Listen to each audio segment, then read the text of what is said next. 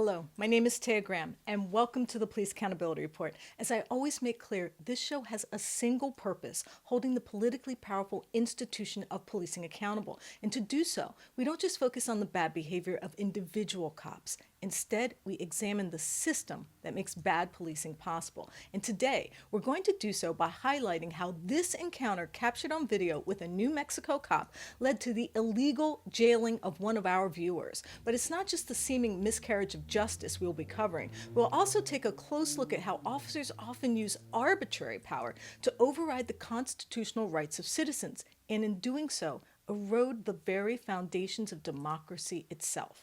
But before we get started, I want you to know that if you have evidence of police misconduct, please email it to us privately at par@therealnews.com. And please like, share, and comment on our videos. You know I read your comments and appreciate them. And of course, you can always reach out to me directly at Taya's Baltimore on Facebook or Twitter.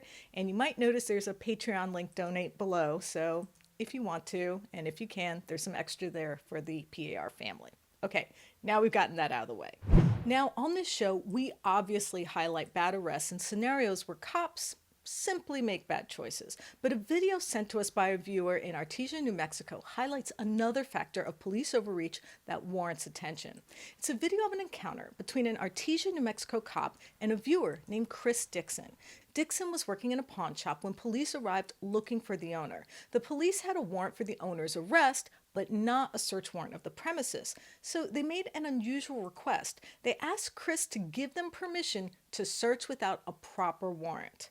And this is where the example of an unusual type of police overreach occurs, because Mr. Dixon was faced with a dicey dilemma. He himself was on parole, a fact that the cop seems to use to put Mr. Dixon in an even more precarious predicament and get him to concede to an illegal search or go to jail. Let's watch. Chris, nobody wants anything from you today. We just want to get Kevin taken care of. So, hey, relax, brother. You're fine. So you don't care if I go look just to make sure Kevin's not in there? Kevin is not in the pawn shop. So I can go look. It's not my place to give any kind of consent. You live there. I don't live in a pawn shop. I live in my house. My house is an apartment. Back. Inside the pawn shop? It's like, so can I look in your apartment? You look in my apartment. There's nobody. Hey, Chris, right here. Right Where's here. my wife at? She was walking over there. We'll let you go over there in just a minute. We just want to make sure everything's safe first, okay? Can I leave with my wife, please? Hey, just a second, okay? Chris, you know me. No. All right? You know I'm not going to feed you no bullshit. We just want Kevin, dude. That's all we want. Hey, well, I'm not involved in no bullshit. I know you're not, dude, because your name didn't come up until I heard them say, Chris Dixon, I ain't seen your ass in forever, man. Which is a good thing, right? Look, I'm healthy. No, you do. You look like you're clean, man. I am. I've been going to church and all. I give my life to God now. That's what you need to do, brother. That's what you need to do. I got married and doing the right thing, man. Well, good. Man. So then you got nothing to worry about, right? Please leave. Here, just 1 second. Just, okay? But that's not where the story ends. Hardly, because the cops kept pushing him, offering to give him a positive reference for compromising the rights of his employer. Bear in mind, Dixon was not accused of committing a crime. The police were searching for the owner of the property, but instead of focusing on the perpetrator, they hoisted the entire burden of upholding the law on Dixon, and they offered to reward him for compromising it.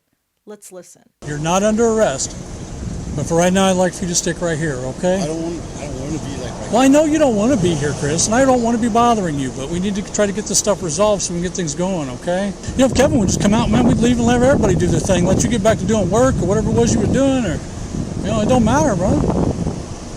I know you're not trying to get in no trouble because I know you don't want to go back. No, I'm not trying to go back. How long did you go back to, how long were you up for this last time? It was 5 years. 5 years? Why would you come back here? Well, my mom needed my help. She had a stroke. Okay, now that's respectable. A lot of guys that come back here, man, they come back for the wrong reasons, so they don't get in trouble. Chris, you and I both know that. That's why I stay away from everybody. I'm not out on the streets no more or nothing. I work and I stay home. Thank you. That's it. There's no pizza, nothing right there. I promise. Hey, relax. You're cooperating, which is a first for you in some things with law enforcement. You know that? It's appreciated, too. Yeah. So yes or no? Are you going to unlock the door? Give us the keys to unlock it, because if not, it's getting booted. We're going to damage your door. So either show me the key to unlock the damn door, or it's getting booted. Key to that. How the hell you get in? Why did you lock it? That's my question. Automatically locks It on its own. automatically locks. It Just like you automatically. the front You got door a is keypad or anything? The front door and the back door opens by itself, but it always stays locked. I have no key to that. being honest with you. Yeah.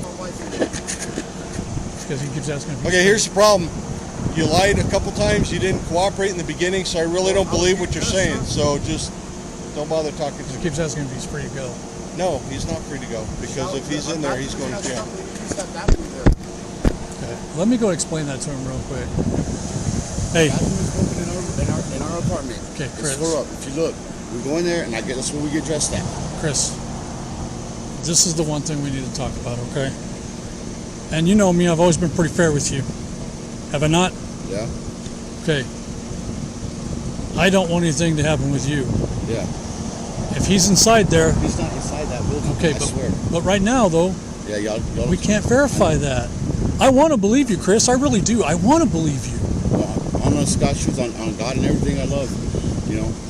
So I would love to tell Lorenzo that you cooperated with us. All right. Or you get. And you know what? I'll make that phone call for you if everything works out in your favor and you cooperated with us. I will call him personally for you and tell him that you cooperated with us during this, because that looks good on you, does it not? So, you have a man trying to do the right thing, preserve the rights of his fellow citizen while complying with the law. A man who has righted his life after youthful run-ins with law enforcement and who was forced into choosing between his hard-fought progress for a better life and knowingly compromising the constitutional rights of another. And when he chooses what many would consider the honorable response, police locked him away for 57 days. Let's watch what happens next. Well, here's He the thing. fucking lied to me. When people lie If to you me want when him- we're doing if you shit want like him to this, go- they go to fucking jail. Okay, if you want him to go, then he'll go. I'm just trying to play that other side of things. I'm not trying to take any decision-making process away from you at all. And you know that. I'm not ever going to take that away from You're you. trying to talk me out of taking him to fucking jail. He's you a want him lying to- piece of shit. Do you want him to go, then he'll go. Yeah, he needs to fucking go. All right, then he's going to go for REO. This is the last time I do this shit. Hey, Chris, go ahead and turn around for me, man. What do I do? They're going to arrest you for REO. For REO? What's Yep. that? He can explain it all to you here in just a second. We're just I didn't invading do nothing obstruction. wrong though. Go ahead and turn around. Yeah, Chris. turn around, Chris. But I didn't do Turn nothing around, wrong Chris. though. Turn around. I didn't do nothing Just relax for wrong. me, man. Just relax. Just relax. Babe, I didn't Hey. do nothing wrong. Back up. I'll explain everything to her too and everything like that, Chris. I didn't do nothing This wrong. was his decision over Leave there, us Chris. alone, okay? All I right? didn't do nothing wrong though. That's the guy we check in with right there. Hang tight, That's okay? the guy that we check Chris. the boss right there. Chris, Sergeant Satterfield will explain it to you here in just a second. You know, Whoa, do you want me to put him- go back. put him in the back of your mind, I guess, right now. I'll talk to you here in just a second, okay? But before we talk to Mr. Dixon about the event that led up to his arrest and the consequences for him, I'm joined by my reporting partner, Stephen Janis, who is looking into the case. Stephen, thank you so much for joining me. Tay, thanks for having me. I appreciate it. So, Stephen, you've reached out to the police department. What did you ask? I wanted to know why they arrested him. It didn't make any sense to me. He wasn't a judge. He wasn't a police officer. It wasn't his, place to have to make a judgment on a warrant or whether or not a warrant was legal or whether or not cops had the ability to enter. I mean, in a sense, when you think about it, they were putting the burden on him of an illegal search where they could go back and say, yeah, well, he said it was okay if it was illegal, and really putting him in a criminally liable place. So instead, they just arrest him, which is even worse. So really, none of it made sense to me. I asked them to make sense of it. I will let you know what I hear. Now, what happened to the charges against Mr. Dixon? Well, once a prosecutor saw this case and how flimsy it was and how illegal it was, they dropped the charges. The charges were dropped. The problem is he'd already spent 57 days in jail, so it really didn't matter. And this shows you how police power is so dangerous, because it didn't matter if they were making an illegal arrest. He had to suffer with the consequences, not the police. Now, we've talked often about the disruptive power of police. How would you characterize the officer's behavior in this video and what it says about police power in this country? Well, in what the police do, you can see the absolute impetus for arbitrary police power. The point of it is to be arbitrary. The point is to violate the law. The point is to put people like Mr. Dixon in predicaments that have no good resolution, because that's what makes their power hegemonic, that it can't be reasoned with or otherwise interpreted through the law or come from a source of laws or adjudicated laws. It's simply whatever they decide, and that's what makes them powerful, and that's what this is an example of. And now we're joined by the man who had to deal with this disturbing challenge, both to his rights and to his future, Chris Dixon. Mr. Dixon, thank you for joining me. And thank you for having me. It's a pleasure too. So why did the police approach you? They were there for a warrant for another individual who owned the RV park and pawn shop and stuff. And me and my wife were employed there, and we were working at the pawn shop. And so he had some pretty bad charges. and when they came to go and I guess apprehend him and arrest him, my wife had walked out with the dog and to use the restroom, and then they called my name out. And then when I went out there, that's when they ran into me and then they approached me and stuff.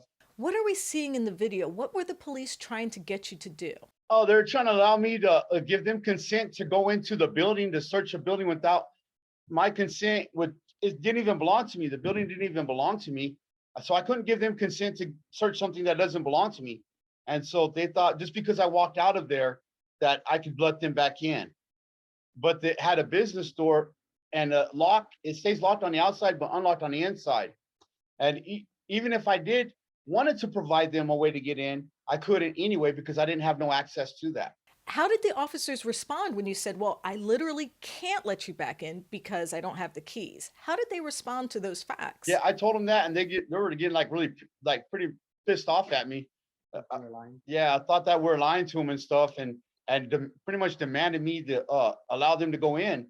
And I showed them, look, these are my keys. I even pulled my keys out of my pocket. I said, look, I have no key to get in. And the officer snatched the keys out of my hand to go and try to, let himself in. So the police said things will go good for you if you cooperate. What did you take that to mean? At that time, I wasn't really educated on my constitutional rights and what I could and could not do, because in this small community, it's like you do what the police tell you to do or you go to jail pretty much. And so I was uneducated. So yeah, I feel like now since that I educated myself and I went back and the charges have been dropped, yeah, I see that they had violated my rights, and they really did violate me for really no reason. Did the police actually have a warrant to search? And why would they bother you if they did? They didn't have a warrant to actually search the place. They had a warrant for the individual. And so they had to wait to get their warrant signed by a judge before they can enter into that premises. And so that's why they kept me there, and they had illegally detained me because I kept on asking them, can I leave? Can I leave? They would not let me leave. And I'm like, well, why are you still holding me? And then he said, well, now the issue changed. If he's in there, which they already knew that he wasn't in there already. And they said, he's in there, you're going to go to jail for this and that, which I was still on probation at the time. So yeah, they had kind of like a little control thing over me at that time.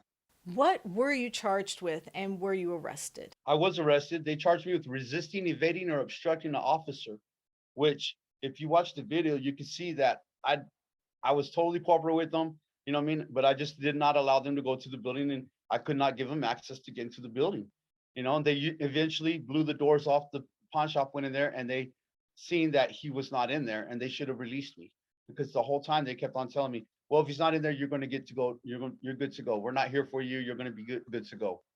And at the end, they totally lied on me and wound up being in jail for 57 days. So how did this disrupt your life to be incarcerated for 57 days? How did this affect you emotionally or even financially? All the way around, my whole life has been affected by this. Well, we lived there. We worked for room and board and a little bit of money on the side to get the pawn shop going, you know what I mean, for the RV park. So when I got arrested, they wound up throwing my wife out. We lost everything. My wife became homeless on the streets. I was in jail. I had no way to, you know what I mean? We totally lost our whole life right there.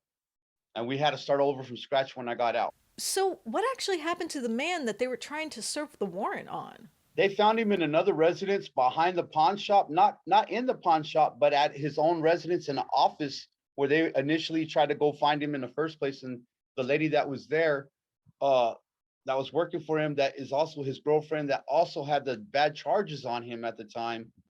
She was the one right there in the office and did not allow the cops to come in either until they finally got a search warrant, and they searched the pawn shop first.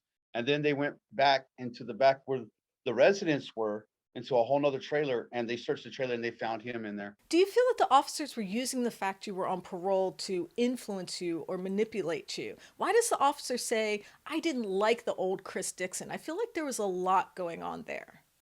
He kind of like trying to like lifted me up, I guess. I feel like I was really at that time being manipulated, in the fact that he was just acting like he was my friend just to try to get information out of me, or try to, you know, make it look like, oh yeah, you're doing the right thing, this and that.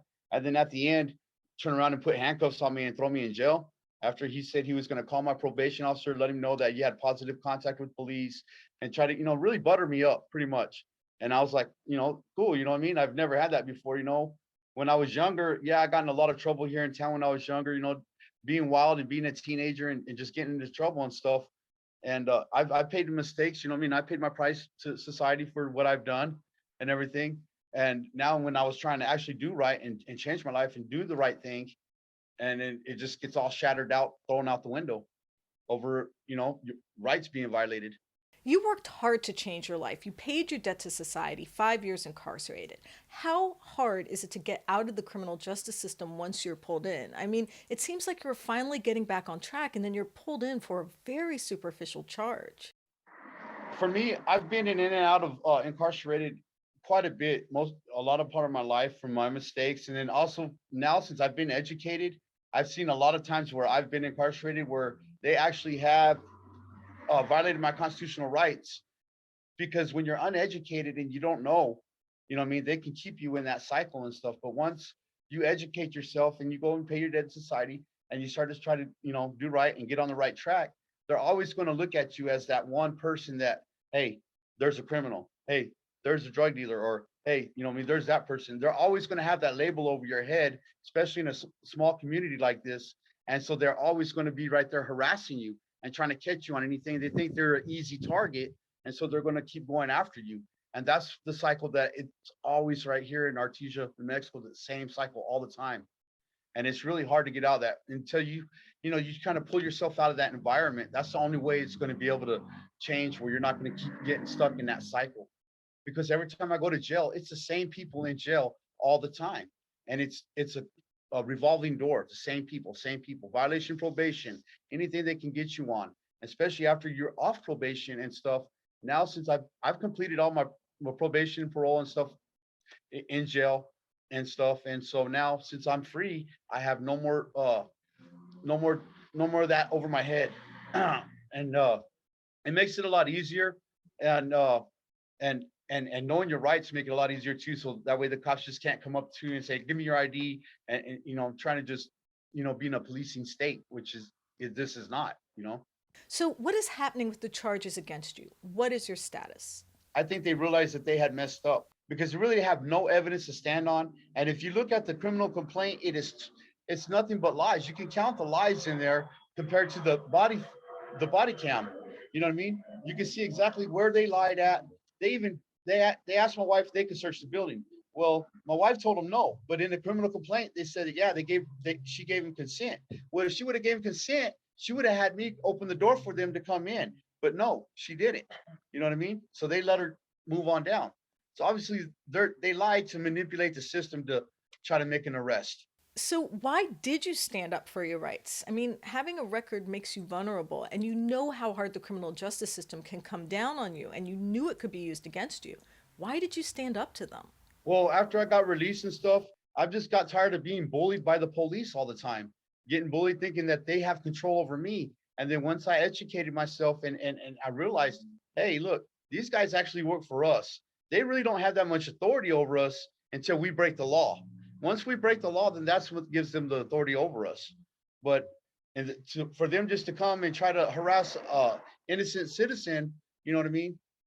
It's not right. And they need to be trained different, and they really need to get their egos out of the way, and so they can do their job better. This case reveals an important truism about America's law enforcement industrial complex that is more profound than it seems on the surface. Once you are in the system, it never truly lets you go. Yes, it's a stark example of how fixated the system is on keeping people in the grips of our carceral state. And yes, it is another tale of law enforcement overreach writ large. But there is something even more intriguing about Chris Dixon's dilemma and the way the officer behaved, an aspect of the officer's actions that need to be unpacked and better understood.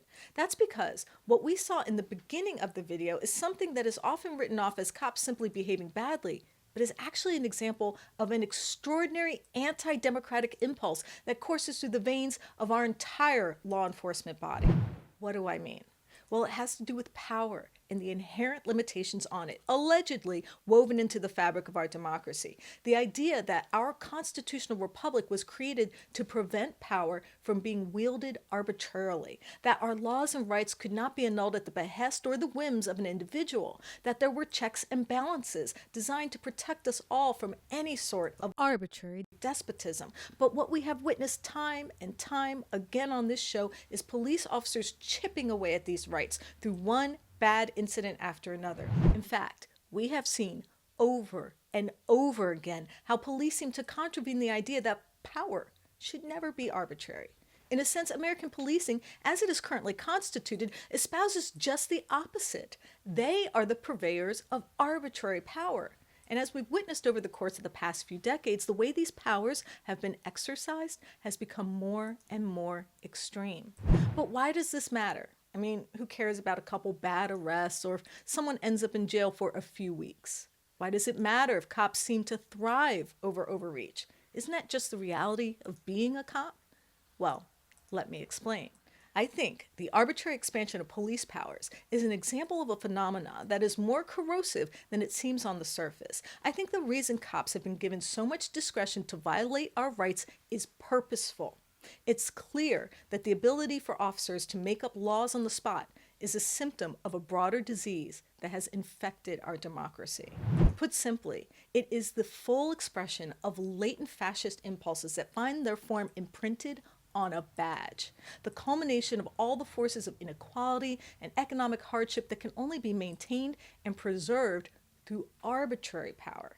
In a sense, it is the best tool in the toolkits of the elites who don't like democracy or accountability and must erode our rights one unlawful order at a time in order to get rid of it. Just consider the war on drugs, the now 50-year cop empowerment program that has led to more destruction and chaos than any other government policy I can think of. A recent study reveals just how much the idea had little to do with drugs and more about suppressing rights and spreading the aforementioned latent fascism that is the topic of this show. It was a study commissioned by the world-renowned Johns Hopkins shortly after our city state's attorney, Marilyn Mosby, stopped prosecuting drug possession arrests. The policy was met with stiff resistance from both the police department and police union officials. But Mosby said mass drug arrests were an ineffective policing strategy that led to unjust arrests and unnecessary incarceration. But most importantly, concluded that making drug arrests did little to make the city safer. Well, it turns out she was right. The study found that dropping hundreds of cases did not increase crime. In fact, of the 700 people spared prison due to the strategy, only 7 reoffended. And the report also noted the lack of drug prosecution did not lead to more complaints from the public. In other words, corralling people and placing them in cages for the possession of a substance actually has nothing to do with public safety. What a surprise. But think about the implications of this study on the horrifying war on drugs. Think about what it says about the billions of dollars spent and the millions of lives destroyed by the fascist policies fashioned at the behest of this so-called war. Think of the human cost, the families separated, the property seized, the rights annulled, all in the name of an unjust policy that made no one safer, but instead established poor communities and turned cops into super spreaders of viral fascism. And just a side note, if the war on drugs was effective, would we be facing an epidemic of opioid overdose deaths? Last year, over 93,000 people died from drug overdoses. Does it sound like the war on drugs is working to you? It's a startling revelation that starts with a single idea, that a person empowered with a badge can chew up our rights and spit them out in the name of a war on the people they purport to serve. That police officers are not just the arbiters of laws, but inventors of them, a psychological suppression force equipped with the alarming power to criminalize space, seize our freedoms, and conscript our rights at the behest of a war on substances.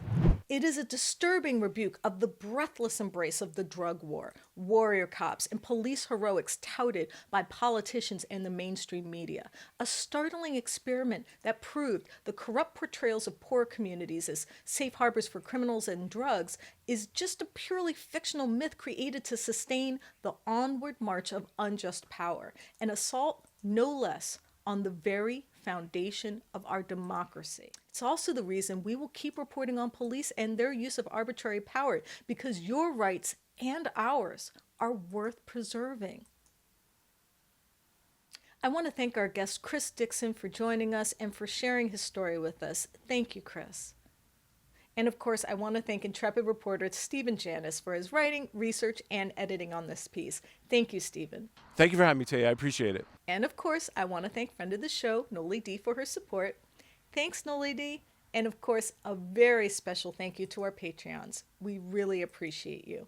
And I want you watching to know that if you have evidence of police misconduct or brutality, please share it with us and we might be able to investigate for you.